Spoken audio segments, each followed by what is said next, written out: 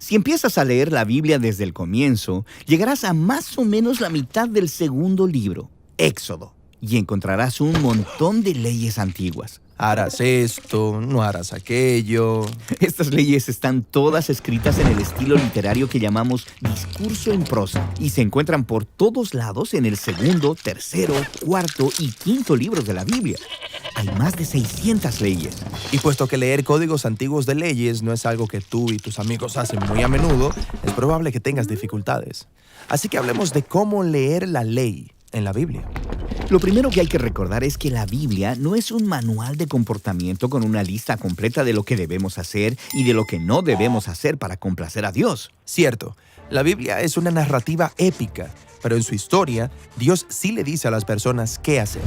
Claro, la historia comienza con el plan de Dios de gobernar el mundo a través de humanos que confiarán en Él y que vivirán conforme a su sabiduría. Aquí encontramos el primer mandamiento divino en la Biblia. No comas del árbol del conocimiento del bien y el mal, porque el día que lo hagas, morirás. Pero los humanos toman la autoridad, conocen y definen el bien y el mal por ellos mismos, y eso no es bueno. Eso lleva a un mundo de violencia y muerte, y ellos son exiliados del jardín. Ok, entonces esta fue la primera ley en la Biblia. Bueno, es el primer mandato divino que invita a las personas a confiar en Dios y vivir conforme a su sabiduría. Así que, aunque no es parte de las leyes dadas a Israel, sí las anticipa, porque ellas también son invitaciones para confiar en la sabiduría de Dios. Entonces, ¿cuándo llegan las leyes de Israel? Bueno, esta es la historia. Israel está esclavizado en Egipto. Entonces Dios los salva y los invita a una relación de pacto, como un matrimonio. Y las leyes forman los términos de ese pacto. Y entonces, ¿se nos da un catálogo de todas las leyes que Dios le dio a Israel? De hecho, no. No se nos dan todas las leyes, solo ejemplos. Estas han sido estratégicamente colocadas entre las historias sobre cómo Israel se mantiene violando las leyes. Y entonces, se supone que yo vea que Israel no es diferente de los primeros seres humanos en el jardín. Ellos no confían en Dios ni viven conforme a su sabiduría. Sí, y eso lleva a otra ronda de tragedia, violencia y muerte. Y termina en el exilio. Y entonces, aunque las leyes son buenas y muestran la sabiduría de Dios, también exponen la incapacidad de Israel de ser un compañero fiel de Dios. Te sigo. Pero cuando leo las leyes, encuentro muchas cosas extrañas, como no permitir que la ropa sea hecha de dos tipos de telas diferentes. ¿Cómo eso muestra la sabiduría de Dios?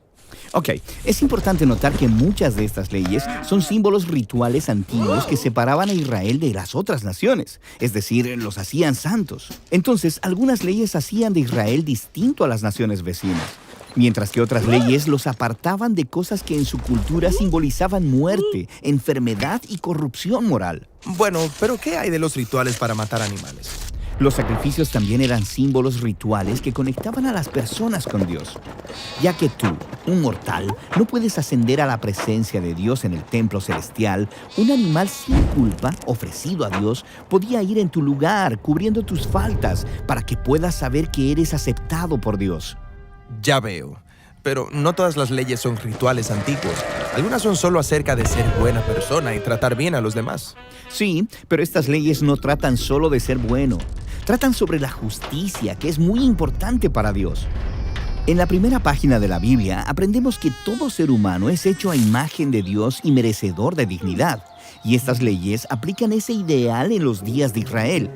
De hecho, estas leyes son el fundamento de muchos conceptos de justicia y equidad que damos por sentado.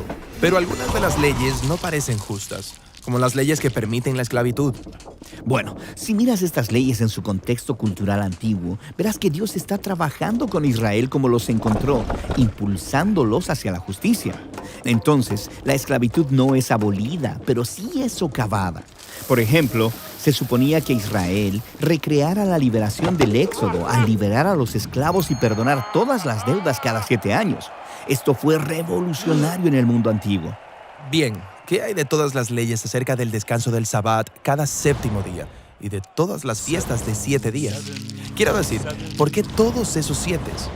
Bueno, todas estas leyes acerca del tiempo sagrado se conectan con la narrativa de la primera creación en Génesis. Dios trae orden a partir del caos en 6 días y cada uno tiene un claro principio y final. Pero cuando llegas al séptimo día, no tiene final. Eso es porque está señalando hacia el ideal de que los humanos colaboren con Dios en su gobierno y su descanso. Todas estas fiestas de 7 días son rituales que simbolizan el verdadero propósito y el futuro de la humanidad. Está bien. Entonces, todas estas leyes dadas a Israel encajan en esas categorías básicas. Sí, y cada categoría expresa un ideal central de la sabiduría de Dios. Las leyes muestran cómo estos ideales deben ser aplicados en la cultura del antiguo Israel. Pero, como la historia deja claro, Israel falló en cumplir la ley una y otra vez. ¿Cómo logrará Dios que los humanos confíen en su sabiduría? Bueno, Moisés y los profetas después de él confiaron que un día Dios transformaría el corazón humano para que las personas puedan ser compañeros fieles del pacto, confiando en su sabiduría. Esto nos lleva a la historia de Jesús. Sí, Jesús dijo que vino a cumplir la ley. Cierto, Él fue el compañero fiel del pacto que Israel y toda la humanidad fueron creados para hacer, pero que fallaron en alcanzarlo. Jesús vivió conforme a los ideales divinos en los que se basaba la ley, y Él enseñó que todas las leyes se cumplen cuando amas a Dios y cuando amas a tu prójimo como a ti mismo. Y Jesús prometió que el Espíritu de Dios vendría y transformaría a sus seguidores para que ellos también pudieran vivir de esta manera. Así que cuando los seguidores de Jesús leemos estas leyes hoy, necesitamos recordar que fueron dadas a Israel en su contexto cultural antiguo. No podrías seguir muchas de ellas, incluso si lo intentaras. Pero lo que puedes hacer es ver la sabiduría de Dios en las leyes. Sí, y confiar en que el Espíritu de Dios puede guiarte a aplicar esa sabiduría conforme aprendes a amar a Dios y amar a tu prójimo como a ti mismo.